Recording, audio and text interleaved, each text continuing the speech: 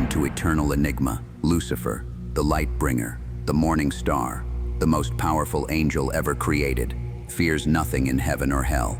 He challenged God himself, led 1/3 of angels in rebellion, and rules the abyss with absolute authority.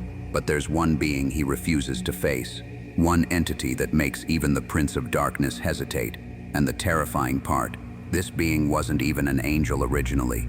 He was human. His name is Metatron, the voice of God, the lesser YHVH, the king of angels, the only being in all creation who sits on a throne beside God himself.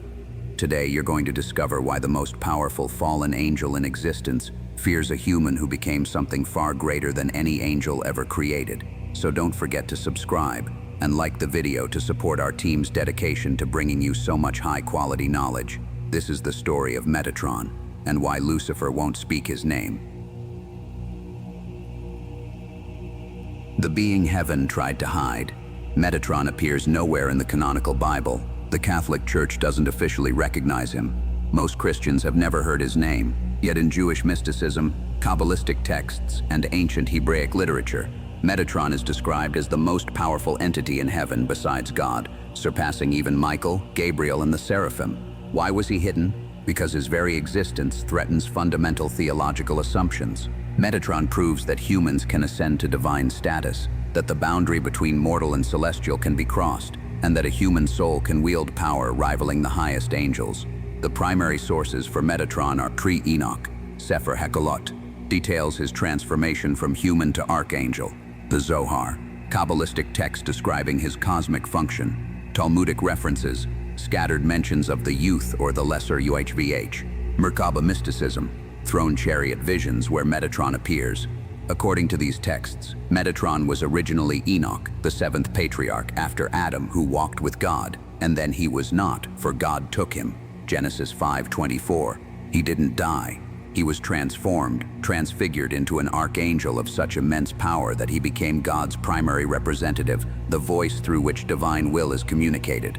And Lucifer, who was created as an angel, hates him for it, because Metatron represents everything Lucifer lost and can never regain: direct proximity to God, divine favor, and legitimate authority as God's chosen regent.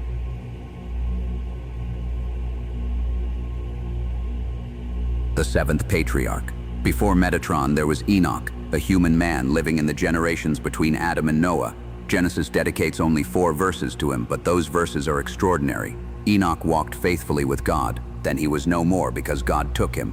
Unlike every other patriarch listed, Adam, Seth, Kenan, etc., whose entries end with "and he died," Enoch's ends with "God took him." He's one of only 2 people in the Bible who never died, the other being Elijah, who was taken up in a chariot of fire.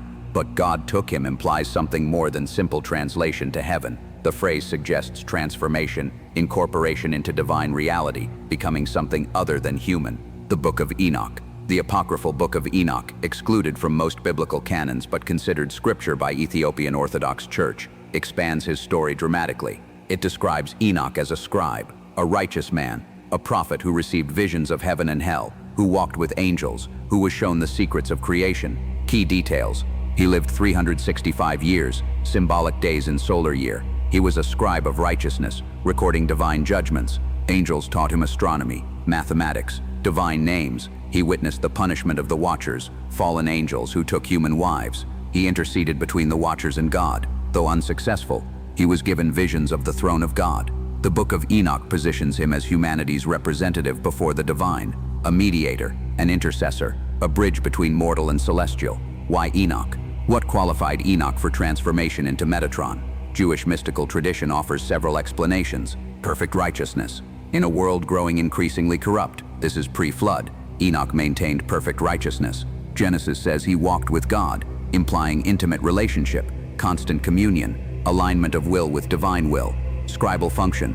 Enoch was a record keeper, a writer of divine truth. This prepared him for Metatron's role as celestial scribe, recording all human deeds. Mediator capacity. His intercession for the Watchers, though rejected, demonstrated his function as bridge between realms, exactly what Metatron would become. Mystical knowledge. The secrets revealed to Enoch, cosmology, angelology, divine names, weren't just information. They were transformative knowledge that began changing his nature even while human. Divine choice. Ultimately, God chose Enoch for reasons beyond human understanding, sovereign selection for a unique cosmic purpose. The transformation 3 Enoch describes the transformation process in detail. Enoch is taken up to heaven. While still alive and human, he ascends through the 7 heavens, passing angelic guardians at each level. Upon reaching the 7th heaven, he's brought before God's throne, the Merkaba, the divine chariot surrounded by seraphim and Ophanim. God commands the archangel Anaphiel to strip away Enoch's mortality. What follows is described as His flesh transformed into flame, his sinews into fire, his bones into glowing coals, his eyes into torches, his hair into rays of light, his body expanding to cosmic proportions. He's given 72 wings corresponding to 72 names of God, 365,000 eyes corresponding to days in solar year, and his body becomes as tall as a journey of 2,500 years, spanning cosmic distances. Most significantly, God inscribes upon him the letters of the sacred name, Uhvibhatme, making him the bearer of divine authority. He's crowned, enthroned beside God, and given dominion over all angels. At this moment, Enoch ceases to exist. Metatron begins.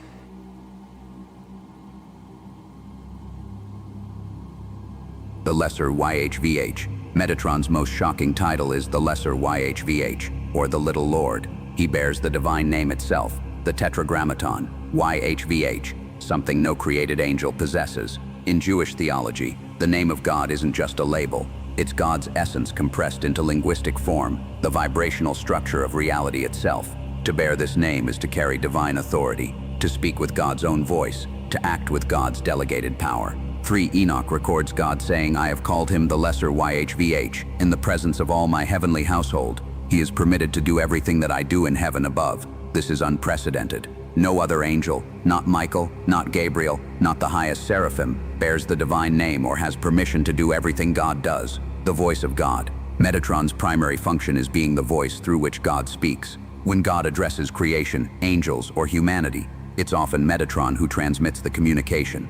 This explains seemingly contradictory biblical passages where the angel of the Lord speaks as if he is God, saying, "I am the God of Abraham, Isaac, and Jacob," yet being distinct from God.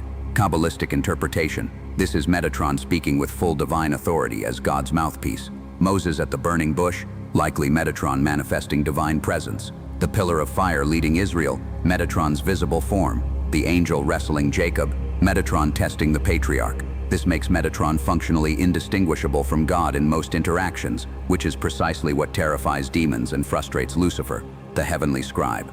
Metatron maintains the Akashic records, the complete accounting of everything that has ever occurred or will occur. Every human thought, word, deed is recorded by Metatron in the Book of Life for judgment. This isn't passive note-taking. As scribe, Metatron determines what's recorded and how. He's the cosmic accountant whose ledgers decide eternal destinies. At the final judgment, it's Metatron's records that will be opened. King of angels, Metatron commands all angels, every rank, every order. While Michael is commander of armies, Metatron is king, superior authority. Angels who disobey Metatron disobey God. The Talmud records a controversial story. Rabbi Elisha ben Abuya, called Acher, the other one, had a vision of heaven and saw Metatron seated on a throne. Since Jewish theology holds that no one sits in God's presence, only God sits, this shocked him so profoundly he became a heretic, thinking there were 2 powers in heaven. God punished Metatron for this confusion by having him flogged with 60 fiery lashes. But notice, Metatron was allowed to sit on a throne in the divine presence. This privilege is his alone, the architect of reality. Kabbalistic teaching describes Metatron as governing the interface between divine will, Keter, the crown, creation, Malkuth, the kingdom. He's the mechanism by which infinite God interacts with finite cosmos. Think of reality as computer program. God is the programmer. Metatron is the operating system that executes divine code into physical manifestation. Nothing happens in creation without passing through Metatron's administrative function. Powers attributed to Metatron. Complete knowledge. Knows all that was, is, and will be through maintaining records. Reality manipulation. Can alter physical laws as God's delegated authority. Angelic command. Every angel obeys him without question. Dimensional access. Moves freely through all heavens, all realms. The measuring rod. Carries the divine measuring rod that measured creation and will measure souls at judgment. Cosmic stature. His body spans the cosmos. Some texts say he's taller than all angels combined. 72 wings and 365,000 eyes. Symbolic of complete cosmic awareness and mobility. Prince of the presence. stands perpetually before God's face, closest possible proximity to divine essence. The seal bearer carries the seal of God, signature that authenticates divine decrees. Why this matters?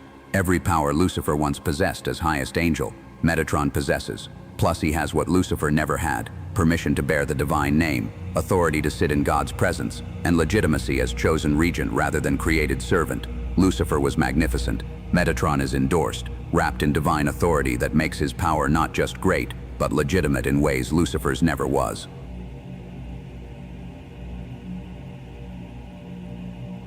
The existential threat. Lucifer doesn't fear Metatron's raw power, though Metatron is immensely powerful. He fears what Metatron represents. Here's why. 1. Metatron proves humans can surpass angels. Lucifer's original rebellion was triggered in some traditions by God's command that angels serve humanity, beings created from dirt, inferior in power and knowledge. Lucifer refused. Why should I, created from light and fire, bow to creatures made of clay? Metatron is the ultimate answer to Lucifer's objection. This creature of clay was elevated above all angels, given authority even Lucifer never possessed, seated on a throne that no created angel may approach. Every time Lucifer sees Metatron, he's confronted with proof that he was wrong, that humans aren't inferior but have potential exceeding angels. This is theological defeat worse than any battle loss. 2. Metatron has what Lucifer lost and can never regain. Before his fall, Lucifer was Lightbringer, highest rank, beautiful beyond description, closest to God, possibly leader of angelic praise. After his fall, he retains power but lost proximity to God, expelled from heaven, divine favor, cursed, legitimate authority, rebel, has no legitimacy, beauty, corrupted into Satan's form. Metatron possesses all of these. Wrong, legitimate authority, bears divine name, radiant glory, transformed into fire and light. Worse, Lucifer can never regain these because his pride prevents the humility required for restoration. But Metatron, who began as humble human, was exalted specifically because of righteousness and humility. Lucifer looks at Metatron and sees everything he lost, everything he can never have again. This is torment. 3. Metatron represents divine grace. Lucifer rejected. Enoch wasn't qualified to become Metatron by angelic standards. He was human, weak, mortal. His transformation is pure grace, unmerited divine favor. Lucifer fell because he rejected grace, demanding recognition by merit, by right, by deserved glory. He wanted exaltation through self-assertion. Metatron received exaltation through surrender, humility, walking with God in obedience and trust. His elevation is proof that grace exceeds merit, that God's choice matters more than inherent qualities. This infuriates Lucifer because it invalidates his entire rebellion. He fell asserting angelic superiority, but a humble human who accepted God's grace surpassed him. 4. Metatron has authority to bind demons. As bearer of the divine name and cosmic scribe, Metatron has explicit authority over all spiritual beings, including demons. Kabbalistic texts describe him commanding demons, binding fallen angels, and executing judgment on infernal entities. Lucifer, despite being Prince of Hell, is ultimately subject to Metatron's authority when Metatron speaks with God's voice. This is power hierarchy Lucifer cannot challenge. Metatron's authority is delegated divine sovereignty. In spiritual warfare, invoking Metatron's name, properly, with authority, binds demons more effectively than most angel names, because Metatron carries the lesser YHVH, the divine name itself. 5. Metatron will judge Lucifer. At the final judgment, Christian eschatology, or the world to come, Jewish eschatology, Metatron's records will be opened. Every deed, every rebellion, every soul corrupted, all recorded in Metatron's books. Lucifer will stand before judgment, and Metatron, the human he despised, the being he considered inferior, will read the accounting of his crimes. The former Lightbringer will be judged by the former Scribe from earth. This reversal is ultimate humiliation Lucifer foresees and dreads. 6. The theological implication. Metatron's existence proves the incarnation was possible, that divine and human can merge, that the boundary between creator and created can be crossed from both sides. In Christianity, this is Jesus, fully God and fully human. In Jewish mysticism, this is Metatron, fully human transformed into divine agent. Lucifer hates both because they prove his rebellion was based on false premises. The division between divine and human isn't absolute. God can elevate humanity. Humans are worthy of angelic service because they can become more than angels.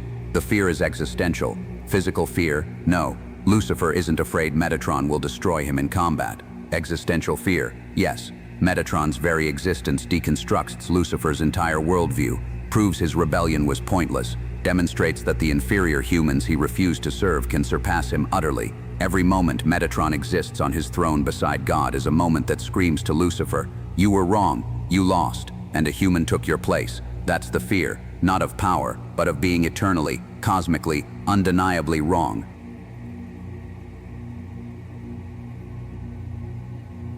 The Kabbalah connection.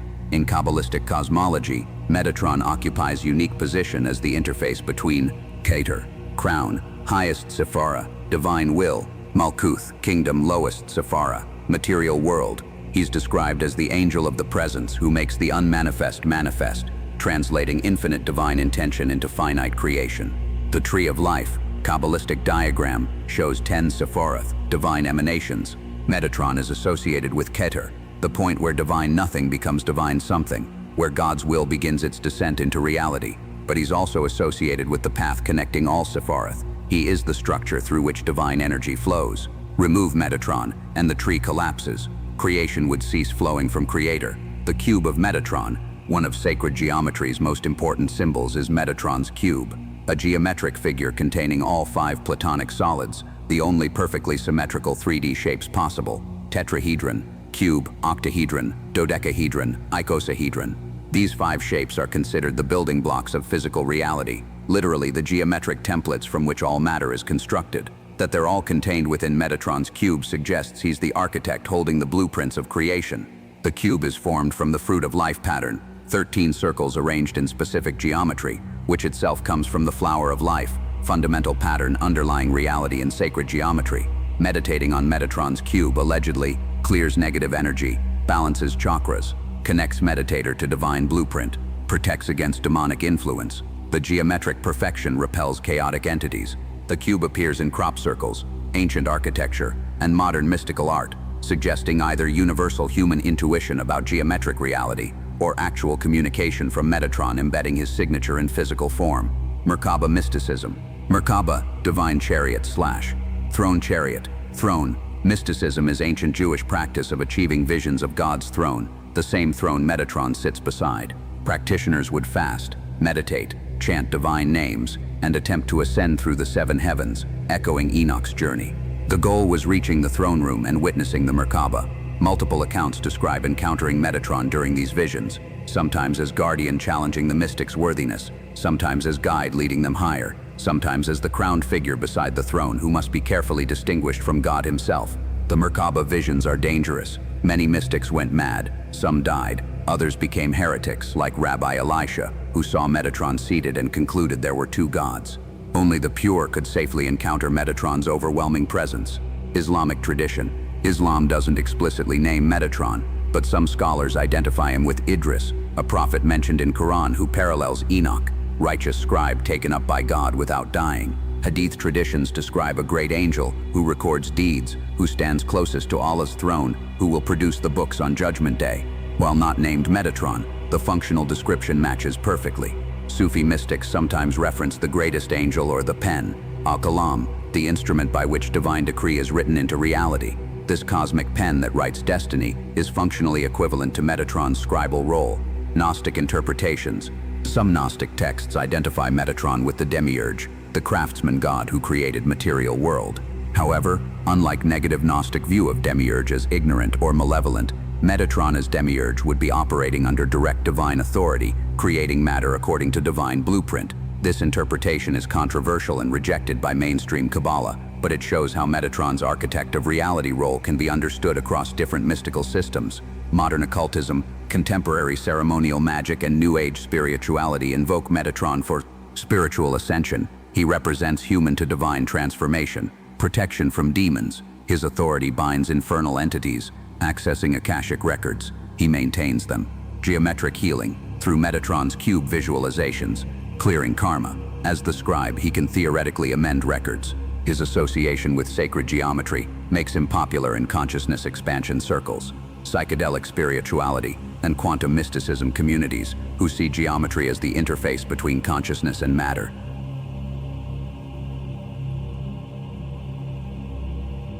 What Metatron reveals about reality. Metatron's existence and function suggest profound truths about the nature of cosmos.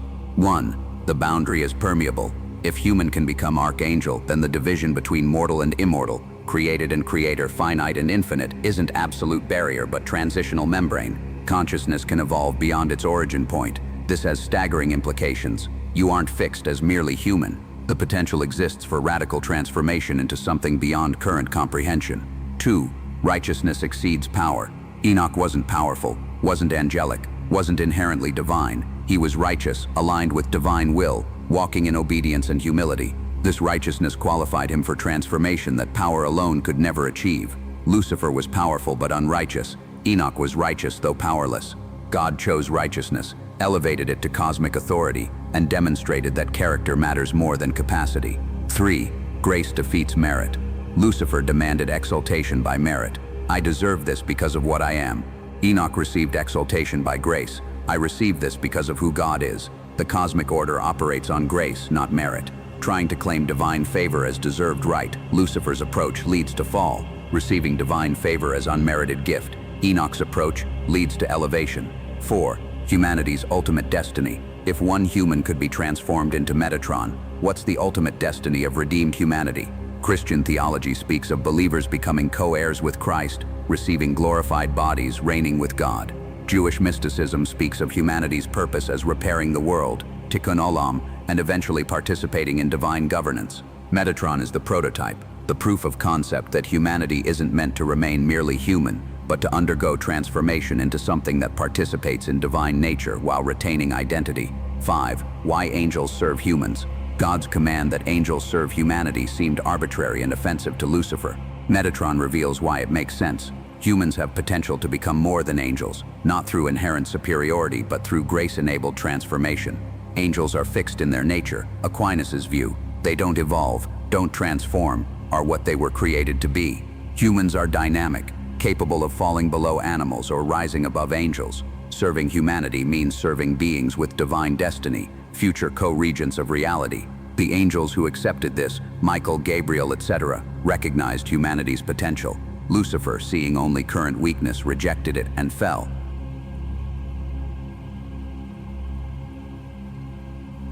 The human who became king. We've explored why Lucifer, the prince of darkness, the light bringer, the most powerful fallen angel, fears Metatron, the human who became king of angels. It's not physical fear. Lucifer isn't cowering from Metatron's power. It's existential horror, the daily confrontation with proof that his entire rebellion was based on lies. He rebelled believing angels were superior to humans. Metatron, a human, surpassed him. He demanded exaltation by merit. Metatron received it by grace. He wanted to sit beside God by force. Metatron sits there by invitation. He bears the title Satan, adversary. Metatron bears the title Lesser UHVH, divine authority. Every moment of eternity, Lucifer is confronted with the being who embodies everything he lost, everything he can never regain, and everything that proves he was wrong. That's not fear of destruction, it's fear of truth. And truth is the one thing Lucifer cannot fight, cannot corrupt, cannot escape. Metatron sits on his throne. The records are being written, and when the final judgment comes, a human-turned archangel will open the books on the angel who refused to serve humans.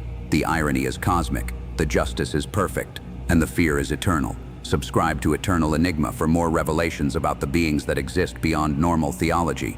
Until next time, remember, the greatest powers in heaven aren't always the ones created there. Sometimes they're the ones who earned their throne through righteousness. Metatron was human, and Lucifer will never forget it.